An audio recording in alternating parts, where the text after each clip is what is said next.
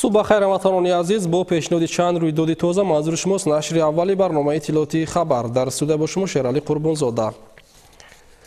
باز یک رویداد فرابخشی ورزشی در مملکت به وقوع پیوست. سیر جام جهانی ادامه داشته دیروز به کشور ما رسید. در فرودگاه بین‌المللی شهر دوشنبه رهبران فدراسیون فوتبال تاجیکستان، نمایندگان فدراسیون بین‌المللی فوتبال و شرکت کوکاکولا را که جام جهانی فوتبال را به دوشنبه آوردند استقبال گرفتند.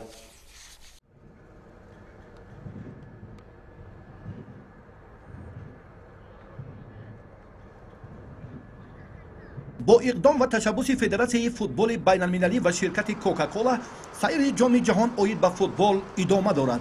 باز یک صحیفه تاریخی خاطرمان در مملکت به وقوع پیوست.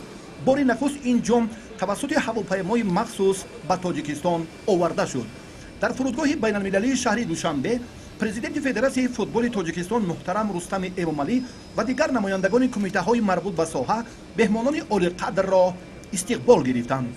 پیشواز صمیمی مهمانان بار دیگر ثابتگر آن است که در جمهوری تاجیکستان فوتبال همیشه مورد توجه خاصه قرار دارد. ابتدا از 9 سپتامبر سیاحت جام جهان ادامه دارد. جام با 50 کشور 6 قطعه جهان دور گشته امروز به وطن محبوب ما رسید. غالب دو کرته چمپیونات جهان و اروپا، سابق بازیگر معروف منتخب فرانسه کریستیان کرامبه از استقبال صمیمانه عرض سپاس نمود.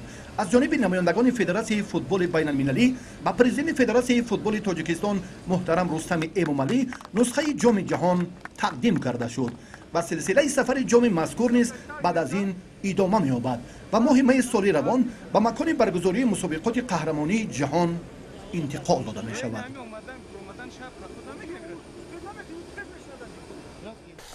در دوره این سفر جام جهان به کشور ما با اشتراک مهمانان و نمایندگان فدراسیون فوتبال تاجیکستان در مجمع کاخ بوربد شهر دوشنبه نشست خبری برگزار شد. در این نمایش نمایندگان وسایل اخبار عمومی داخل و خارج کشور و هواداران فوتبال اشتراک نمودند.